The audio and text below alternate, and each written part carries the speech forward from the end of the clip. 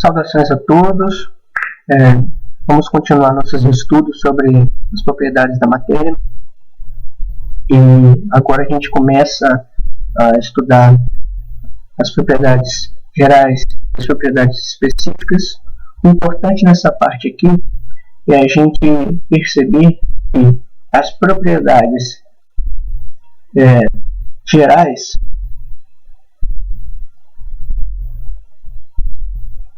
propriedades gerais da matéria, elas são comuns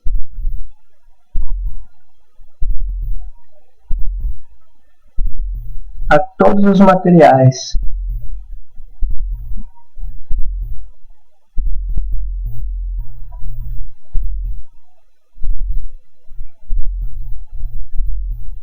ou substâncias. Melhor modificar aqui e substâncias.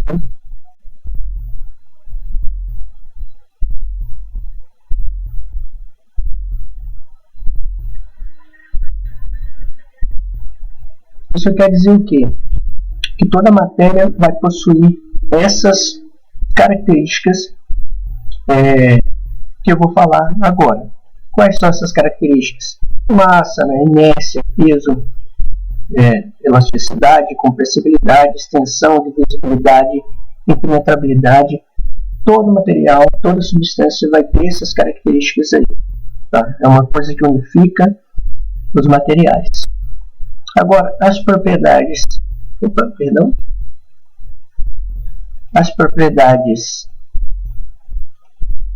específicas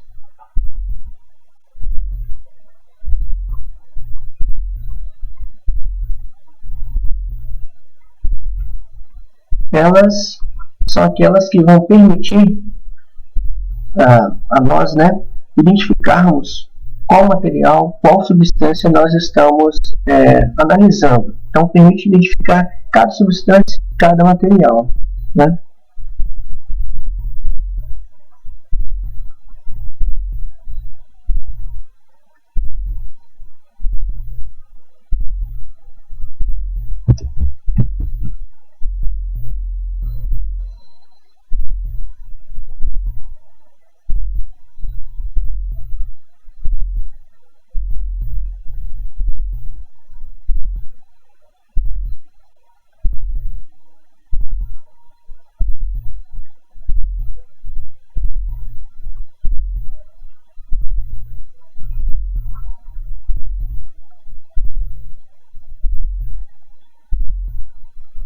As propriedades específicas, as principais que nós temos que estudar com mais atenção, são essas daqui que eu vou colocar para vocês agora.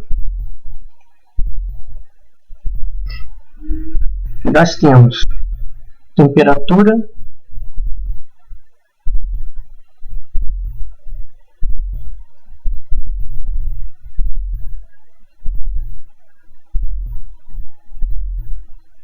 de fusão,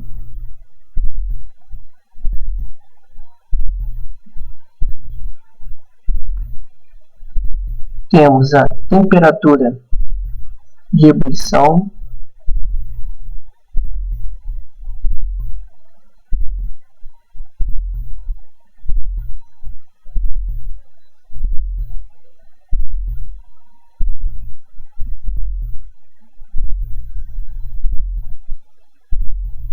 e temos a densidade.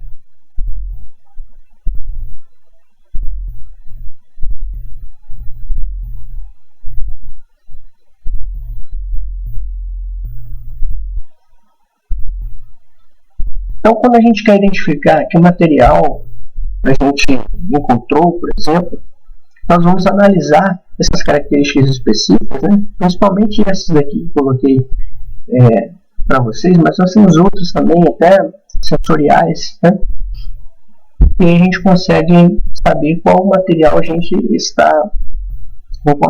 está trabalhando. Isso é muito importante. Depois vou mostrar alguns exemplos para vocês, certo? Vamos lá. Com relação à temperatura de fusão e de ebulição, elas são importantes quando a gente começa a analisar as mudanças de estado físico da matéria. Cada material ele pode ser encontrado na natureza, né, nesses 3 principais estados aqui, são sólido, líquido e gasoso. À medida que a gente vai fornecendo mais energia, ou seja, mais calor, né, aquecendo mais um determinado material, ele vai passando do seu estado sólido no sentido do estado gasoso. O que vai acontecer é o seguinte: as partículas que fazem parte desse material começam a se movimentar com mais liberdade, a ter uma maior vibração, e além disso,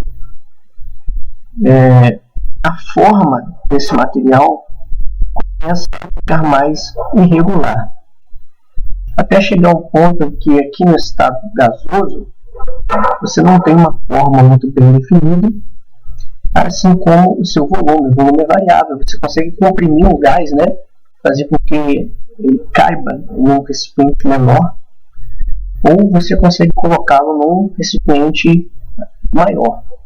Tá? Isso é extremamente importante.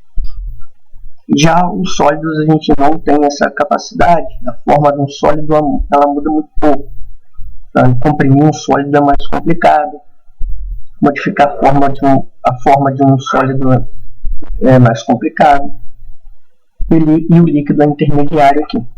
Então, quando a gente aquece um sólido e ele atinge sua temperatura de fusão, suas moléculas e átomos, né, gradativamente começam a se agitar mais, de maneira que ele passa, então, né, boa parte da sua estrutura passa então para o seu estado líquido. Quando a gente ultrapassa a temperatura de fusão, então todo esse material chega no estado líquido.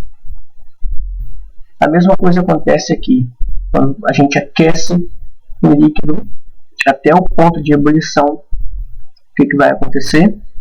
Boa parte desse material começa a ir para o estado gasoso, até chegar a um ponto em que, quando a gente ultrapassa o ponto de ebulição, todo o material então se transforma em gás.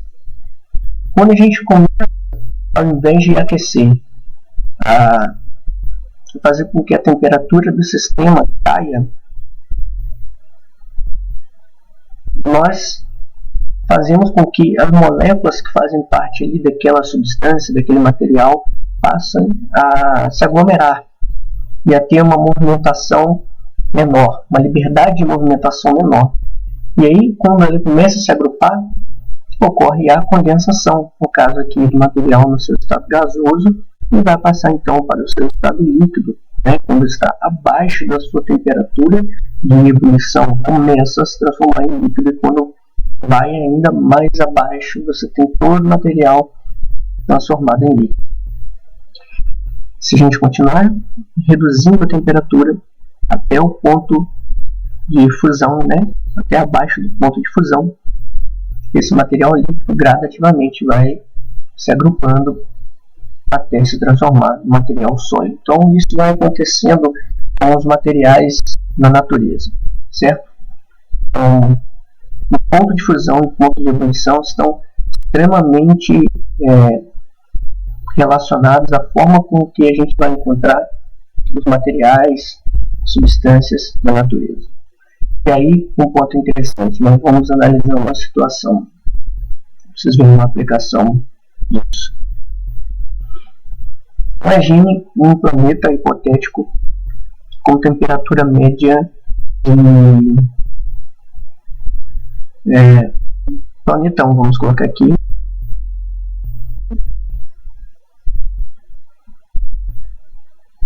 Ele tem uma temperatura média de 50 graus Celsius e foi notificada a presença de água neste planeta, né?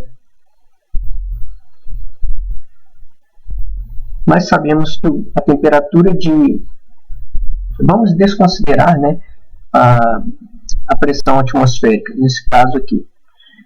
Nós sabemos que a temperatura de fusão da água é 0 graus Celsius. A temperatura de ebulição é 100 graus Celsius. Tá? Aqui no nível do mar, vamos considerar esses valores. Então, pergunta: a água ela se encontra em que estado neste planeta 1 aqui? Bom, quem respondeu que a água se encontra no estado líquido, acertou.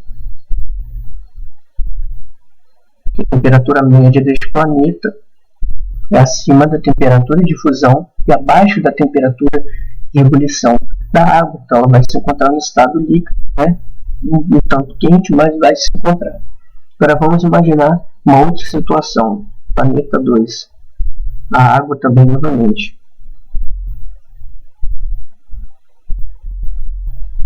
Temperatura média de 160 graus Celsius. Temperatura bem alta. Qual o estado da água neste planeta aqui? Bom, quem respondeu que a água vai estar no seu estado gasoso, acertou. Por quê?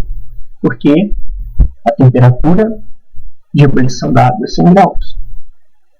Se esse planeta ele tem 160 graus de temperatura média, logicamente já ultrapassou a temperatura de ebulição da água, então ela vai se encontrar no estado gasoso. Beleza? Então vamos imaginar o terceiro planeta.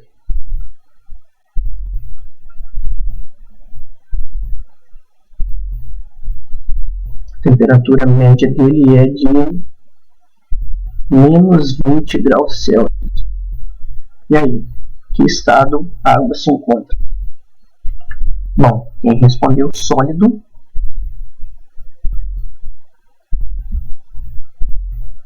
acertou, porque agora a temperatura média do planeta é abaixo, né, bem abaixo da temperatura de fusão da água.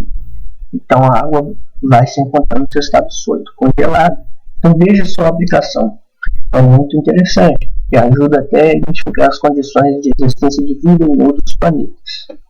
Certo? Claro que aqui a gente está desconsiderando a influência da pressão atmosférica. Com relação à pressão atmosférica, ela influencia a temperatura de fusão e ebulição de maneira. Quanto maior a pressão, né? Vou colocar aqui setinha para cima, de pressão maior,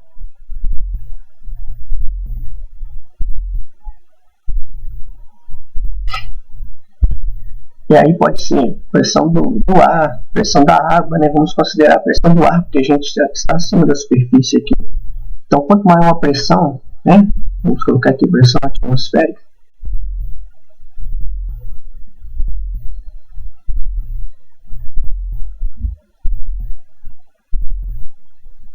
Nós teremos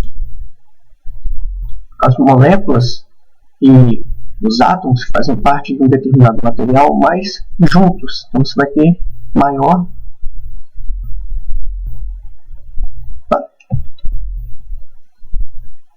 coesão.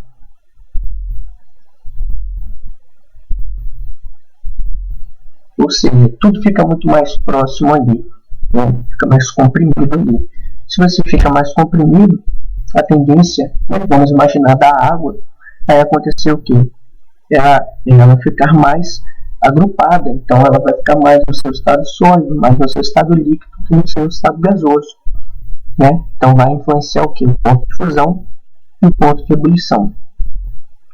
O ponto de fusão, uma pressão atmosférica maior, ele vai ficar, né? Vamos colocar aqui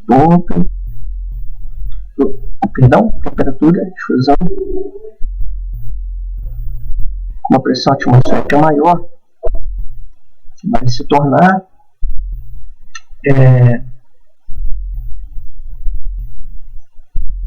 mais alto, né? Maior, assim como a temperatura de ebulição. e vai ser mais difícil para poder as moléculas se separarem umas das outras, né? Terem uma maior mobilidade. Agora, uma menor pressão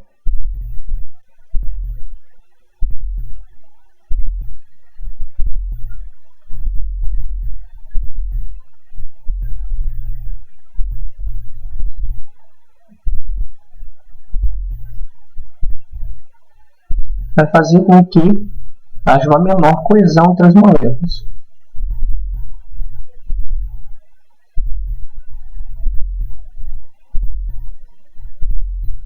Com menor coesão, o que vai acontecer com a temperatura de fusão? A temperatura de fusão vai ficar menor e a temperatura de ebulição vai ficar menor também. Então a tendência de um sólido se tornar líquido fica maior, a tendência de um líquido se transformar em um gás fica maior também em regiões com uma pressão atmosférica menor. E essa pressão atmosférica ela muda com a altitude, né? Vamos colocar aqui um resuminho em relação à pressão atmosférica. Quanto maior a pressão,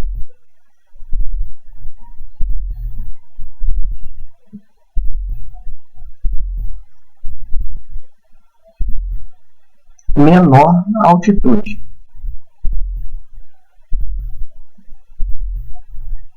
Então, aqui no nível do mar, por exemplo, nós vamos ter uma pressão atmosférica maior que em locais mais altos, né? Porque quanto maior a altitude,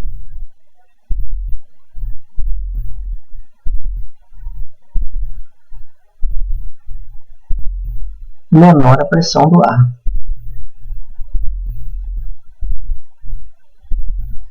Tá? Isso é a pressão do ar, tá bom, gente? Então, por que isso ocorre? Quanto mais alto, né? Quanto mais para o alto a gente vai, menor a quantidade de ar. Então, o ar ele vai ficando mais rarefeito. Então, menos moléculas para fazer pressão sobre a superfície das coisas. Tá? E quanto mais para baixo, né? Quanto mais próximo do nível do mar, nós vamos ter uma quantidade de gases maior. Então, vão ser mais moléculas aí para fazer pressão, moléculas inclusive átomos também, né? Para fazer pressão sobre a superfície dos objetos, né? Dos materiais. Com isso, a tendência de ficarem mais coesos, certo? Então, aí a gente termina essa questão das características específicas e das características das propriedades, certo? Bom estudo para vocês e até a próxima.